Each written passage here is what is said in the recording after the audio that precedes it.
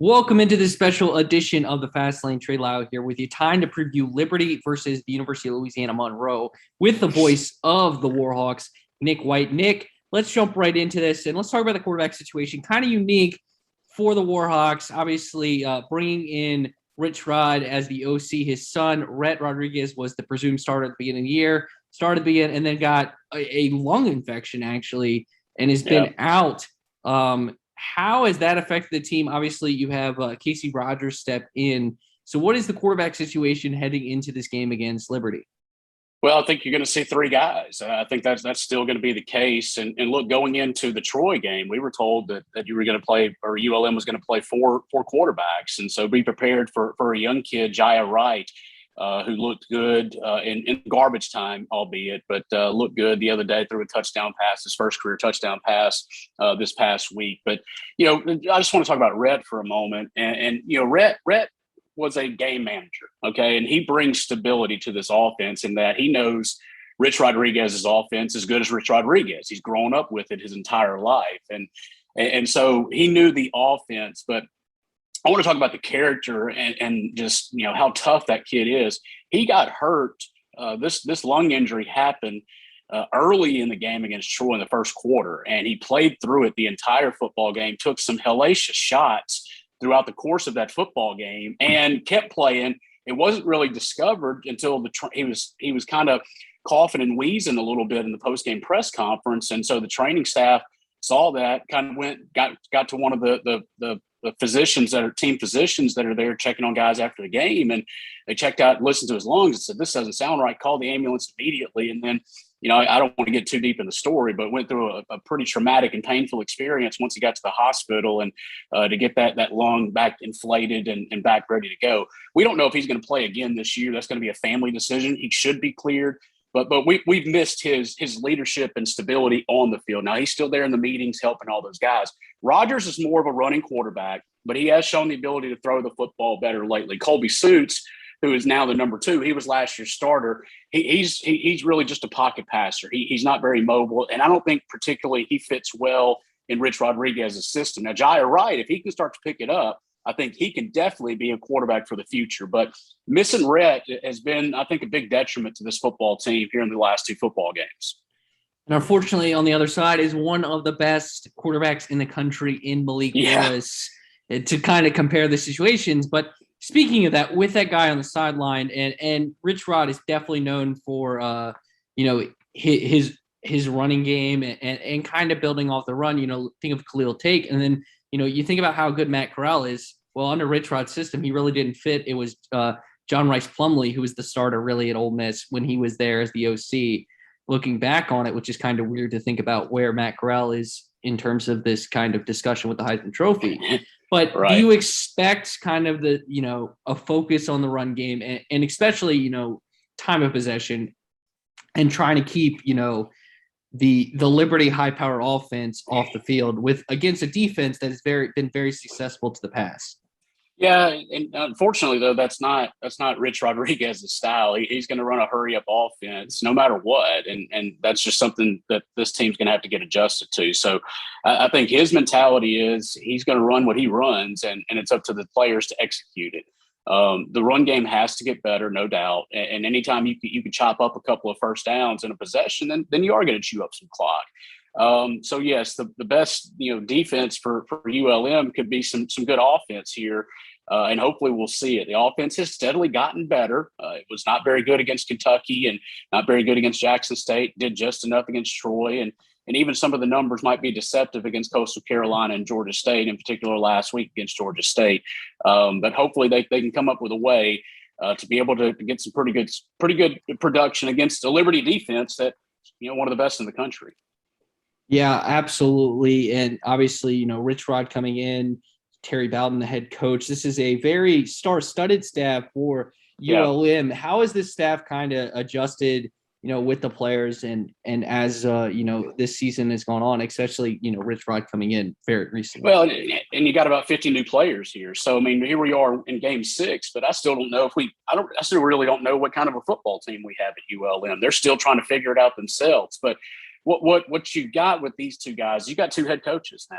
And whenever Terry had to miss time, whenever his father, Bobby, the announcement of him becoming terminal and having to go into hospice, Terry was able to spend, quite a bit of time down there with Bobby and with his father, and was there whenever he passed away. And part of the reason that he was able to do that is because you had Rich Rodriguez there in the building, who's basically another head coach for this football team. So, and for me personally, it's always, I'm going to do my pregame interviews, and I go and sit in the office with Rich Rodriguez, and I'm like, I'm sitting here visiting person to person, face to face with one of the innovators of modern offense in football. We're not talking about college football and professional football. I mean, the stuff that's being run out there is because of Rich Rodriguez, and here he is in Monroe, Louisiana. So it's pretty awesome to have them here, and I think they've meshed well. They're just still trying to figure it out. And look, progress has already been made with this program, getting 2 wins already, winless last year. And I think the future's so bright for this football program if people around here will be patient and let these guys get in here and do their jobs.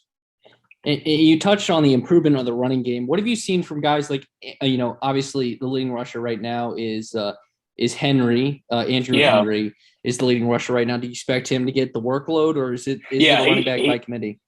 No, he's the guy now. Coach Bowden said he's the guy. He took the job basically against Troy. He went over 100 yards against Troy, and he got the surprise start. He was not listed as the starter going in there, and he literally took the ball and ran with it. So they feel like he's the guy. Now, you can't just wear him out the entire game. So you're going to see Isaiah Phillips, Caden Roach in there as well. But Henry has shown himself to be a capable running back. And then, you got a great storyline here on that side. Got Rashad Harding, a former ULM player from Lafayette, Louisiana. He's going to be at one of the linebacker spots there.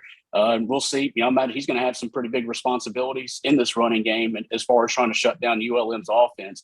Hardly any of the guys are left from whenever Rashad was here at ULM, but it'll be nice to see him, and he'll hopefully will spoil a little bit of his homecoming here on Saturday. And looking at their schedule, there's like 2 things I want to touch on. Obviously, common opponent is Troy, a conference opponent. And then, so obviously both teams beat Troy. And actually, ULM, I don't know if they're going to use this, but they did score 8 more points than Liberty did against them. So and it appears to be that was their best game of the season. What can they take from that Troy game? And then you've touched on the improving offense. And what have they been building on over the last couple of weeks heading into this game?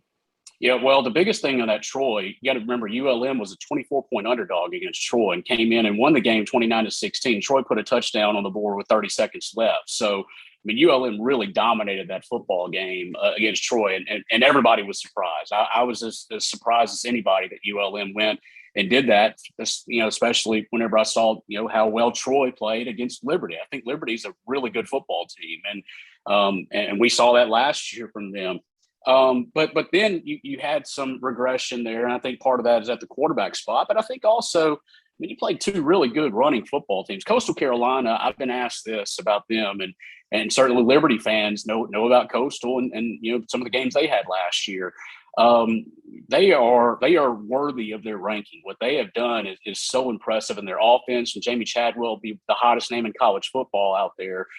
They really just beat the brakes off of the Warhawks there in Conway a couple of weeks ago, and then Georgia State picked up right where they left off with their power running game. So, this is a sandwich game of a 3-game homestand. I'm hoping for a better result. I'm hoping that maybe this team has adjusted now in the 3rd game of kind of without Red at quarterback, and maybe they can find some ways. But really the key is going to be on the other side. And can this defense, which played well in the first 3 football games, but have gotten just decimated in the last 2, can they find a way to stop Willis? Because this guy is going to be the best quarterback we're going to see this year. And certainly has Zach Alley and that defensive staff worried going into this game. Yeah, I was you perfect transition for me as 2 top end. I want to see top end quarterbacks in the country. ULM has already played, and Grace McCall, and he was an efficient 13 for 13, 212 and 2 touchdowns. And then Will Levis for Kentucky, at the beginning of the season, 18 to 26, 362 and 4 touchdowns.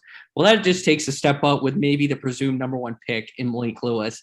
And this is a team that gives up over 300 yards passing. And is, this is a very mobile, very strong, powerful quarterback. Just what has the defense kind of talked about in terms of their keys heading into this really tough test against an absolute stud in Malik Willis.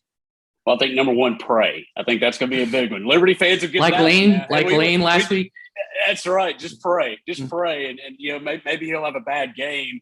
I don't think he will. So, I mean, this defense is going to have to play lights out. It's going to be responsibility football. How can this guy beat you? Name the ways. I mean, you try to take him out running, and he's going to burn. I mean, 1,300 yards at this point is just unbelievable, and nearly 500 yards rushing. And you got to remember, quarterbacks, they lose yardage on the sacks and all that. So, I mean, he should have way more than that. So this is going to be a heck of a challenge. I look for Ty Shelby, who's a super senior for ULM, to have to be really the biggest key. And whenever they've needed a big play this year, Ty has been the guy. The Kentucky coaching staff raved about him. He went against an All-American tackle and really dominated him. They said, he could start for any SEC team right now. Easily. That's how good of a player Ty Shelby is. And I think he's going to have a big responsibility there. And then you look at these linebackers, Travion Webster. We're going to have a couple of guys that are going to be out in the first half due to some targeting calls in the last football game. But that's part of the football game as well. So next guy up, and you got to find a way to step up and make those plays. But Travion Webster's really a ball hawk, and ULM's going to need him to really have a solid football game as well. And then the secondary is going to be challenged with these really good receivers, with the passing ability that you have of Malik Willis. I mean, it's going to be the biggest test of the year, I believe. And even with Coastal Carolina running their offense, it's going to be extremely tough here for this defense to shut this thing down. Well, this coaching, both coaches littered with some SEC ties. You have, obviously Rich Rod, Bowden, and obviously Hugh Freeze. So this should be a fun one on Saturday afternoon. I won't let you give a pick because you obviously calling the game. Yeah. I know you won't. I respect that. So Warhawks, baby, no matter what. I know 32 and a half. Hey, 32 and a half is the line. 56 and a half is the over under. Just have to inform the public what the people in the desert think.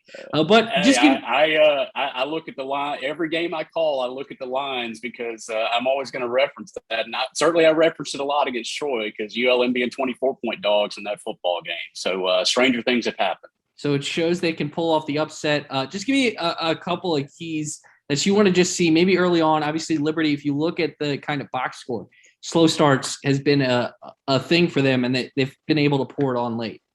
And yet, ironically, ULM has scored in nearly every opening drive this year. And so 4 out of their 5 opening drives, they've scored, which is just, kind of a bit of irony here with these two football teams. And so fast start, number one. ULM's got to take their opportunities to take advantage of what you just mentioned.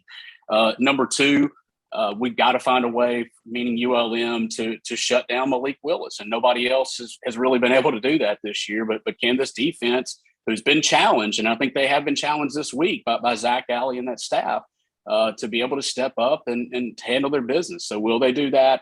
And then, let's go third phase. Our kicking game has been good, but it was not good last week. And so we're going to see. I know Coach Bowden was not happy with that at all.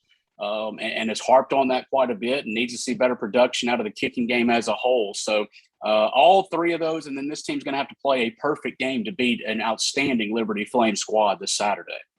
Well, Nick, thank you so much for joining me for this special edition. How can fans connect with you, and maybe they want to learn more about this Warhawks team before Saturday night? Well, on Twitter, at NickWhite67, at NickWhite67. Of course, you can go to at ULM_FB for ULM football content. And, looking forward to – I love my job. I'm blessed to have one of 129 jobs in the country to be the voice of an FBS program. And I love my job, and glad and blessed to be able to do it. And looking forward to calling another game on Saturday. Well, Nick, thanks so much for hopping on real quick. I know you're a busy guy. And so I appreciate taking some time out to talk to me. As always, you can connect with me at TreyLyleBT and Fastlane, Ed Lane, Facebook, Twitter, Instagram. Thank you so much for listening to this special edition of the Fastlane.